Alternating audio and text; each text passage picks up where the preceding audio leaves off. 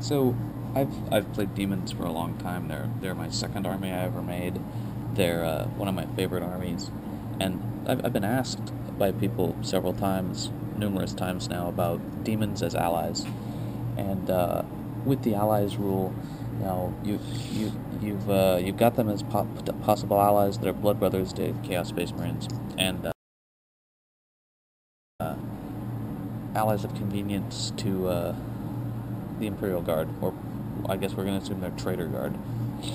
But what are some options for demons as allies? And I think you have to really think about it carefully if you're going to take demons as allies. So, one consideration is, if I'm taking them as allies to my Chaos Marines, do they do better, or do they do something for the Chaos Marines that the Chaos Marines can't do? So, let's think, this Blood Gorgon here, if that was just a standard Chaos Marine, is the demon troop better? And in most cases, I would say no. The demon has an invulnerable save, true, but the Marine's going to get a 3+ armor save and can probably stand somewhere in cover and get a cover save. So you've got to think demons are expensive troops.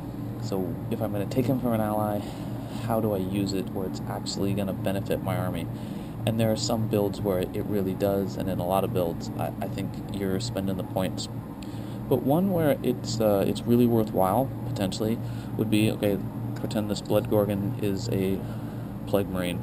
If you were taking Plague Marines as troops, then demons can be a very effective ally. If you're going for the Nurgle, typhus-led Nurgle army with zombies and Plague Marines and such, then demons become really useful because you can take Epidemius. Epidemius is a Herald of Nurgle. He's not a spectacular combat guy. He's actually well known for standing in the back of the field and hiding behind a building. So why would you take him? Because it says in the Demons Codex, and it has not been FAQ'd, and hasn't been FAQ'd for 2 editions to change it, so it appears to be they truly imply what it says in the Codex. He has a power that says, when he is on the table, count all models killed by followers of Nurgle, i.e. any demon of Nurgle or model with mark of Nurgle, both friends and enemies, anywhere on the table. At the start of your turn, consult this table below. That says anyone with a mark of Nurgle. They've had 2 editions to decide that only means demons, and they haven't. So that means if that guy has mark of Nurgle, say he's a Plague Marine, his kills count towards the tally of Pestilence. And he benefits from the tally of Pestilence because it says at the beginning of the turn, anyone who is a follower of Nurgle, friend or foe, and that's important if you go against Chaos Marines to have marks of Nurgle, but anyone benefits from it. So you have him on the list. After you've killed 1 to 4 guys, nothing happens. But as long as he's on the table, when 5 to 9 individuals have been killed, demons with Plague Swords wound on a 3+. I don't think any other army has Plague Swords, so that doesn't really help you. At 10 to 14 wounds, then all followers of Nurgle have the Noxious Touch demonic gift, and that means they wound on a 2+ poisoned. 2+ poisoned. That means your Plague Bears, your zombie cultists, etc., suddenly start wounding with a 2+. That's pretty cool. That's only in close combat. And then if you've killed 15 to 19 opponents, friends or foes actually, then all followers of Nurgle get a Feel No Pain that is 3+. No, they don't get an additional Feel No Pain, so if they didn't have it, it doesn't help them. But zombies, Plague Marines and such, they got Feel No Pain. And so they're getting it on a 3+. That's much better than the 5+. And that did not get changed in an FAQ to bring it in line with the 6th edition Feel No Pain rules. And then, and it gets phenomenal here, at 20+ casualties, all attacks from followers of Nurgle ignore armor saves. And it specifically states in the FAQ that applies to shooting attacks. So that means Plague Marines suddenly have AP 1 or 2, basically. It doesn't give them an AP, so they don't get the bonus when shooting vehicles, but they get to mow down Terminators and anything else with an armor save, with a bolter, or even a bolt pistol, or if they threw a toothpick. It doesn't matter, they ignore armor saves. So, with all attacks, so shooting and close combat, and that means zombie hordes,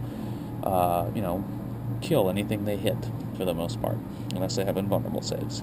So, this is a build where if you take Epidemius and one troop choice, you can get this as a ally to a demon, as a demon ally to a Chaos Space Marine army, or to an Imperial Guard army, but Imperial Guard doesn't have anyone with Mark of Nurgle, so it doesn't benefit them. It really only benefits Nurgle-themed Chaos Space Marines. And then if you want to guarantee that Epidemius shows up on the board on round 1, you can do this with the Demon Codex rules and the Allies rules, because Epidemius is an independent character. He can be attached to a troop unit, and there are 2 Nurgle troop units. You can take the cheap as heck Nurglings, get 3 Nurgling bases that cost you like 39 points, something around there. And that's considered 1 unit for coming in on round 1. You have to divide your demon list in half, but if you only have 1 unit, then that's the unit coming in. So how does this work? Just to make it clear, it says in the FAQ, page 1, change the second paragraph on page 27 for Demonic Assault. It says, you must declare if any models with the independent character special rule, that's him, are counted as a separate unit in reserve, or if they're joining a unit, in which case they and their unit are a single unit in reserve. Boom. He is attached to that troop unit, there's a single unit, and then you have to deploy your single unit on round 1, because you can't send it in on round 2, or further rounds. So, it's easy. You guarantee your demons are coming in on the first round if you only take Epidemius and 1 unit of Plague Bearers or Nurglings. I would suggest attach it to Plague Bearers. They cost 75 points or so. If you just take a minimum squad, you have Epidemius on him. He's 110 points. So he's a bit of an expensive upgrade, but he's not extremely expensive. And with that build, if you don't take any other demons, you just take that build, then you get all the benefits, and you just drop Epidemius and his guys in the backfield, hopefully behind a piece of terrain where no one can see him. But if you're lucky, near an objective that you can claim, and when you place your objectives out, place them so that Epidemius and his Plague Bearers can wander over to one late in the game in order to claim it. Now, remember, he can't run. Epidemius cannot run because he's slow and purposeful, and neither can the Plague Bearers with him. And Nurglings can't deny or score or anything. But it's a solid build for Chaos Space Marines that have Nurgle, because these Nurgle, that's a Plague Marine, Typhus and all his buddies with him, all gonna benefit and boost the abilities of the Tallyman of Nurgle. So it's a solid way to actually use Demon Allies, where they benefit you, and they don't cost a whole lot, because realistically, Demon troops, they're not cost effective compared to Imperial Guard or Chaos Marines.